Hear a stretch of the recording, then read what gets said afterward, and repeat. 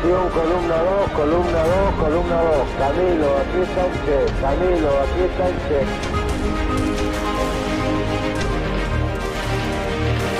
La lucha continúa. La victoria es cierta. Patria o muerte.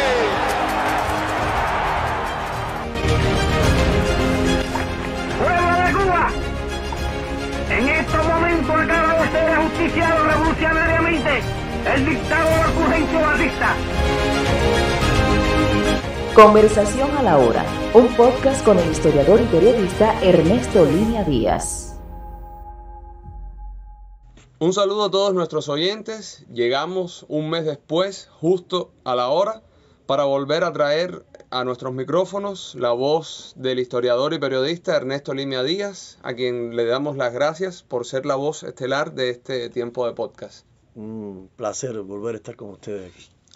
Profe, 60 años han pasado del suceso que quedó marcado en la historia como el momento en el que el mundo estuvo al borde de una guerra nuclear. Dos superpotencias y una isla estaban decidiendo el futuro del mundo como se conocía hasta ese momento. Sin embargo, esa isla, nuestra isla, protagonista casi sin querer de esa situación, quedó excluida de las negociaciones para tomar la decisión final de retirar los misiles. 60 años y ni siquiera podemos decir que el mundo vive más seguro que en aquel momento. Para conversar y esclarecer sobre estos hechos, sobre temas y datos que no teníamos 60 años atrás, vamos a comenzar conversando sobre los antecedentes que llevaron a Cuba a esta situación. Bueno, lo primero es que el mundo entonces probablemente fuera más seguro que hoy, ¿no? Porque había dos bloques. Y esos dos bloques en ese instante, el bloque del capitalismo occidental, liderado por Estados Unidos, y el bloque del socialismo, liderado por la URSS, ¿no? Había un contrapeso que hacía que las decisiones, desde el punto de vista de las guerras, de las acciones ofensivas, se pensaran mucho más que hoy. Cuando hay un mundo más unipolar. Que ya el mundo se está demostrando que no, pero bueno, casi unipolar. Uh-huh. Había dos puntos de conflicto muy fuertes en el año 1961.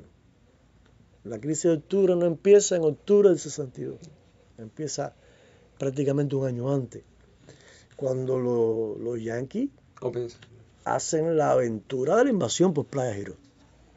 Eso es la primera gran preocupación que queda en la dirección soviética, que en aquel instante el presidente soviético, el soviet supremo de la URSS, secretario del Partido Comunista, era Nikita Khrushchev, un hombre que admiraba la revolución cubana y un hombre que, independientemente de sus errores, era partidario del apoyo a los movimientos revolucionarios internacionales. Y la invasión de Playa Girón fue un acto de una beligerancia brutal, porque los mercenarios venían con la intención de establecer una cabeza de playa que, si llegaba a 72 horas, les permitía pedir la intervención yanqui. Y allá afuera estaban los portaaviones. 2 meses después de la invasión de Girón, en junio, Nikita Khrushchev y Kennedy se reúnen en Europa y conversan. Y Kennedy dice una cosa que deja un poco preocupada a Nikita Khrushchev, es que cuando la URSS intervino en Hungría en 1956, ellos no se metieron, hablando de Cuba y hablando de lo que había pasado en Girón. Eso se queda preocupado, porque ¿qué le estaba queriendo decir? Como diciendo, no, nosotros nos metemos en Cuba, ustedes no se metan. Pero ahí había dos puntos importantes. Había otro punto, ese uno era Cuba, ¿no? Y el otro que se había convertido en el centro de debate mundial de las ideas. Pero había otro punto importante, que era Berlín Occidental. Y en el pulseo y contrapulseo que hay en el orden del armamento estratégico, del armamento nuclear, y en el orden de lo que está pasando desde el punto de vista político en Berlín Occidental se ha convertido en una cuña de subversión contra la RDA. Se ha convertido, y además estaban, es decir, la Alemania Federal y los Yankees habían diseñado una política migratoria como instrumento de subversión y además como instrumento de descrédito contra el socialismo. Desde entonces. Y la aplicaban en Berlín Occidental. Y hay una discusión y Khrushchev decide amenazar con que pueden bloquear los accesos a Berlín Occidental. Eso es algo que había hecho Stalin en el 1949 y por tanto si la Unión Soviética bloqueaba el acceso a Berlín Occidental, bloqueaba el acceso norteamericano a Berlín. Y para Estados Unidos contenía casi un ataque. Casi una declaración de guerra. Eso trae consigo que en el 25 de julio de 1961, Kennedy hace un discurso en el que dice que de producirse el cierre del acceso a Berlín Occidental, ellos pudieran solicitar al Congreso cerca de $4.000 millones que pudieran solicitar movilizar la reserva, movilizar nuevas unidades de la Guardia Nacional, sin prepararse para una contingencia de guerra.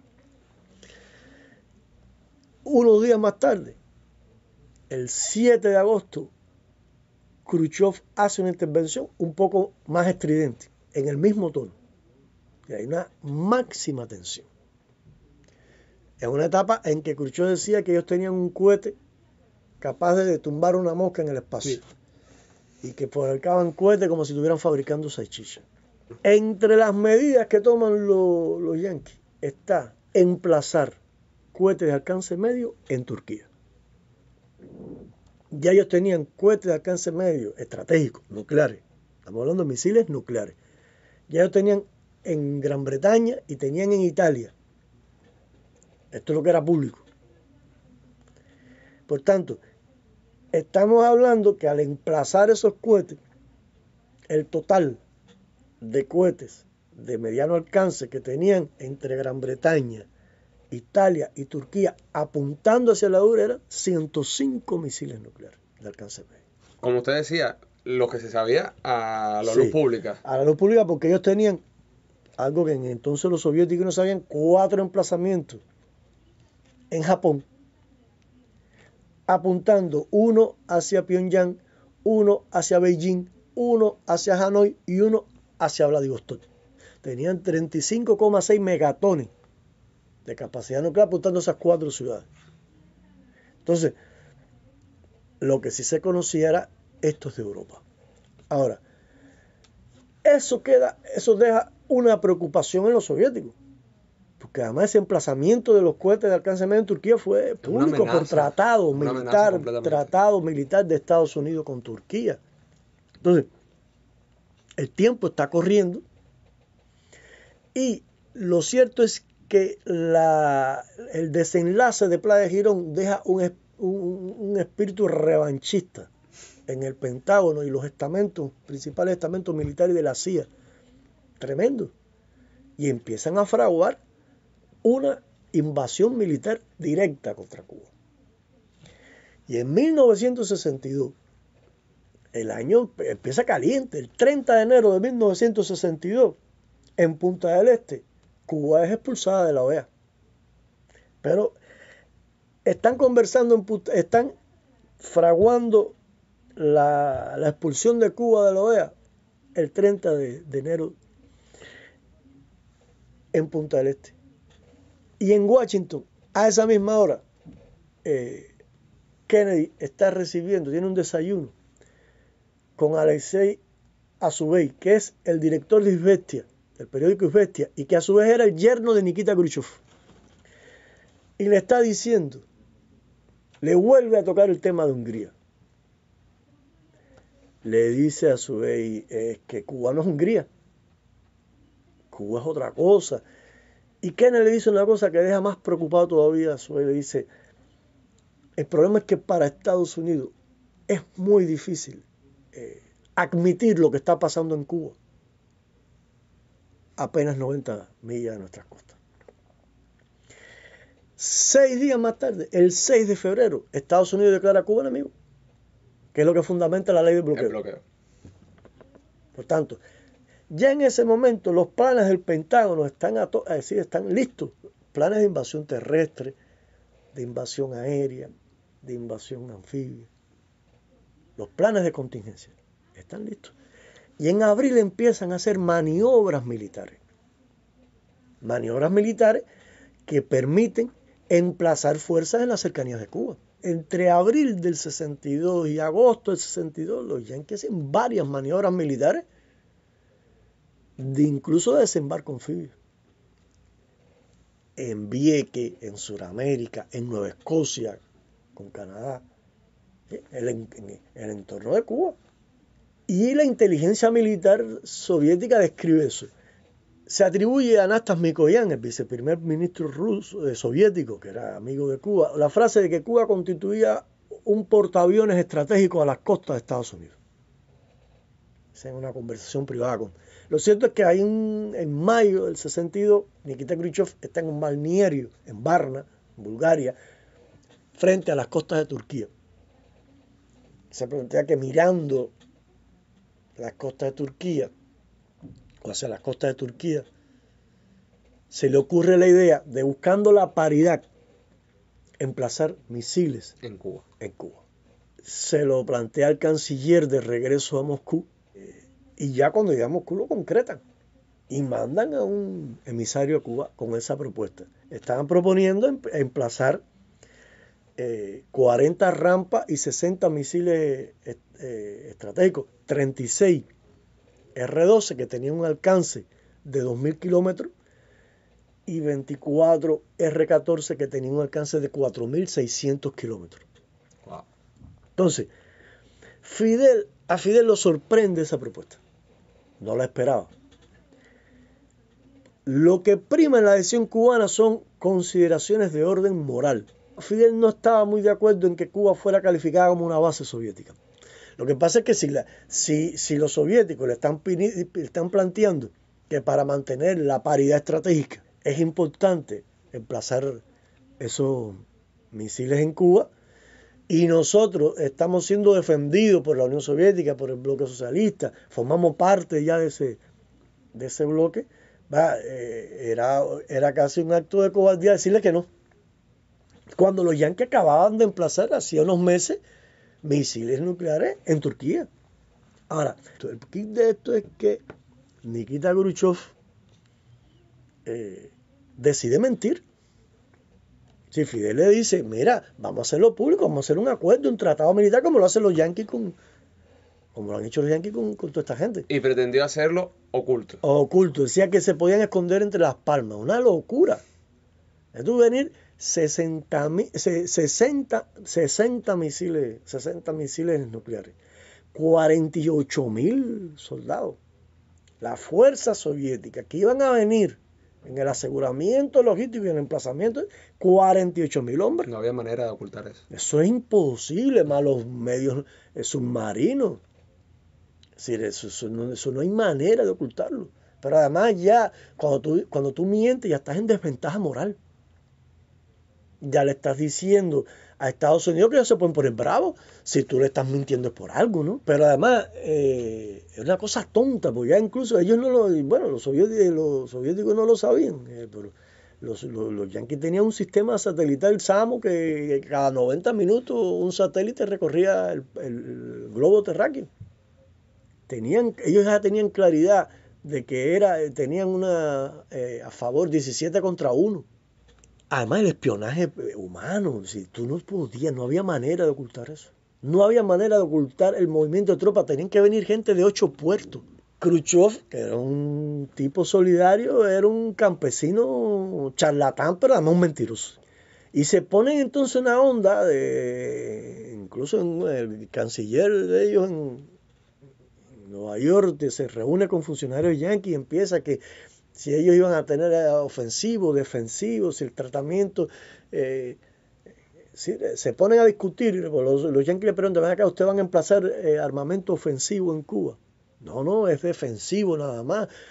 Es decir, oye, nosotros tenemos todo el derecho del mundo a establecer un convenio militar con Cuba y emplazar armamento, como ustedes han hecho con la mitad de Europa, porque estamos hablando de los emplazamientos de misiles nucleares, pero unidades y bases militares yanquis había en Alemania, había en España, había en una pila de países, había en Francia, había una pila de países de Europa.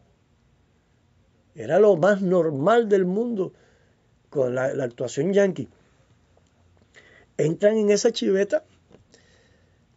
Hay un coronel de la inteligencia militar soviética, Oleg Penkovsky, que es un traidor, que le dio a los yanquis el emplazamiento estratégico en Berlín, en Alemania, y el emplazamiento que iba a tener en Cuba. Y la CIA obtiene esa información. Kennedy no se lo cree. Y ahí es cuando empieza la jugarreta de los soviéticos con que si sí, que si no. Todo eso genera un clima moral nefasto. Y ya cuando el 14 de octubre, el vuelo de U-2 con fotografía y comprueba que están ya en ese instante hay 36 misiles instalados. Misiles R-12. No estaban todavía operacionales, pero ya había 36 en el país. Ya había 42.000 hombres soviéticos. 42.000 hombres en el país. Entonces, ya Estados Unidos empiezan las presiones del Pentágono, etcétera, y entonces el 22 de octubre Kennedy hace el discurso a la nación a las 7 de la noche diciendo que van a establecer una cuarentena. Realmente fue un bloqueo naval, lo que pasa es que no va a ser bloqueo naval porque el bloqueo naval es una acción de guerra en tiempo de paz. Pero fíjate que eso es a las 7 de la noche Kennedy está hablando en la televisión diciendo que van a hacer una cuarentena, pero ese día en la mañana hay una maniobra en Vieques de desembarco anfibio con 50.000 hombres y un general de origen puertorriqueño que habla español. Y el nombre de la maniobra es decir, la maniobra era detener a un individuo que le ponen Orzac. Orzac es Castro, al revés. Ya ellos están desde la mañana preparando la ocupación militar de Cuba. Y ya se desencadena. Se desencadena lo que se conoce como la crisis de octubre. Conversación a la hora, un podcast con el historiador y periodista Ernesto Línea Díaz. Y luego, ¿cuándo fue el momento en el que finalmente se reunieron para decidir? Empieza la presión, ahí empieza una gran presión. En Cuba hay una decisión de luchar. Hay una decisión popular de hundirse en el mar. En Estados Unidos la gente se está metiendo debajo de los túneles, en los sótanos. Hay histeria. Aquí no. Aquí hay en el momento ese entre gente del ejército, de las Fuerzas Armadas, de las milicias, y del propio pueblo, de los soviéticos, etcétera. Aquí en Cuba había 500.000 de hombres y mujeres sobre las armas. Aquí el país se dividió en tres zonas: Raúl en Oriente, Almeida en el centro y el Che en Occidente, Pinar del Río. Entonces, hay una concepción de resistencia y de luchar. Y cuando se desencadenan los hechos, Nikita Khrushchev se atolondró. Y empieza a gaguear entonces. Ya es una actitud totalmente inconsecuente. Y cobarde. Y los yanquis empiezan algo, venía molesto a los cubanos, ¿no? Que va a pasar los vuelos rasantes, que lo tenían con 3 sentidos. 1, el sentido de humillar. 2, el sentido de el espionaje electrónico. Y 3, el sentido de preparar el golpe aéreo sorpresivo. Porque, obviamente, si tú te acostumbras a que todos los días pase un avión rasante, viene un día que te descarga Exactamente. Y las Fuerzas Armadas yanquis le están exigiendo, el Pentágono le está exigiendo a Kennedy hacer un golpe quirúrgico contra el armamento nuclear. Lo que pasa es que el comandante en jefe del mando aéreo táctico norteamericano le dice a Kennedy: nosotros no tenemos manera de saber si vamos a lograr neutralizar la fuerza, ¿sí? De los misiles, todos los misiles, los emplazamientos, eso. No tenemos manera de saber eso. Pueden quedarse con... Y en ese instante ya hay 36 misiles R-12, pero también hay 7 submarinos que tienen capacidad de portar cada uno 3 misiles R-13 nucleares que tenían un alcance de casi 600 kilómetros. Por tanto, ya Cuba en ese instante tiene posibilidades de atacar en las profundidades de Estados Unidos. Si Kennedy tiene esa presión, el día 26, Khrushchev empieza a negociar con Estados Unidos, a espaldas de Cuba. Ese día Fidel se reúne con el mando soviético militar y le dice, oye, nosotros, yo no sé ustedes tienen que responder, porque el mando soviético aquí respondía a Moscú. Nosotros no vamos a admitir más vuelos rasantes. A partir de mañana 27 aquí se acabaron los vuelos rasantes. Y en la madrugada va a la embajada soviética y le prepara una carta, un mensaje, un cifrado a Khrushchev diciéndole, hablándole, porque Fidel se da cuenta que hay nerviosismo del lado allá. Qué importancia de mantenerse firme en este momento, que era clave para negociar. Fidel sabía que era un momento clave para negociar, porque Fidel sabía que Kennedy nos iba a lanzar en una aventura nuclear así como así. Y Fidel le dice, pero Fidel a su vez sabe, por los vuelos rasantes, por lo que está ocurriendo, por toda la información de inteligencia militar, que es posible una invasión yanqui. Y le está pensando, cuando habla con el mando soviético, que debe ser en las próximas 24 a 72 horas. Claro. Entonces Fidel le dice eso, pero le dice algo, le dice, miren, nosotros le proponemos que en caso de que Estados Unidos invada Cuba, la Unión Soviética no debe dejar bajo ningún concepto que sean ellos los que den el primer golpe nuclear. Si Estados Unidos invade el territorio de Cuba, la Unión Soviética debe reaccionar. Esa carta no llegó a Nikita Khrushchev a tiempo, porque además ya Nikita Khrushchev pactó incondicionalmente. Y nosotros nos enteramos por Radio Moscú. Fue una cosa indigna, porque además pactaron con la propuesta verbal de que Estados Unidos no nos iba a agredir y que iban a retirar. Más adelante, eso no lo mencionaron, pues más adelante iban a retirar los cohetes de Turquía. Sí, nos utilizaron, los soviéticos nos utilizaron. Fidel decía, tenemos las condiciones para pactar 5 puntos, mira, cese del bloqueo, cese de las acciones subversivas, cese de los ataques piratas, cese de los vuelos rasantes, y retirada de la base naval en Guantánamo y le entrega ese territorio ocupado ilegalmente a Cuba. Con eso se pudo haber trazado una ruta que llegara a conseguir esos objetivos, que eran además legítimos. Y además Cuba lo merecía, porque Cuba había actuado de manera consecuente con el pedido soviético. Pero nada,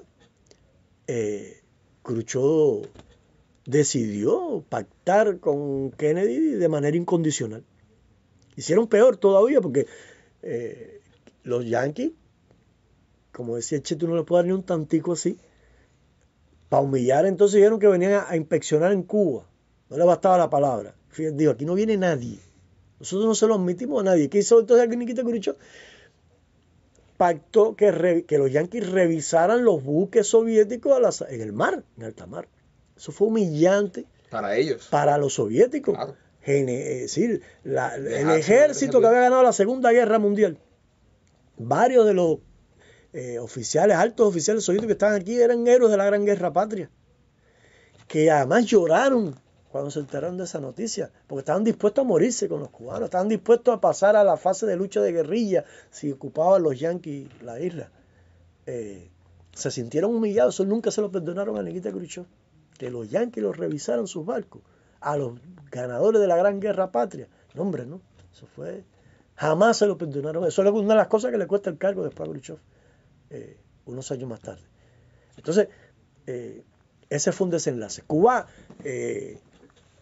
salió ante la vista del mundo con gran dignidad, porque el pueblo cubano no se rindió, porque el pueblo cubano no se doblegó, porque UTAN tuvo que venir a Cuba, el secretario general de la ONU, a pactar a terminar los acuerdos de paz. porque además no le permitimos a Estados Unidos que revisara el país, porque además le demostramos que era un pueblo resuelto a vencer o morir.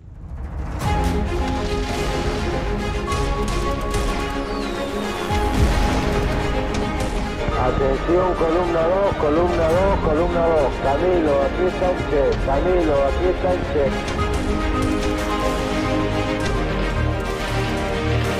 La lucha continúa. La victoria es cierta. Patria o muerte.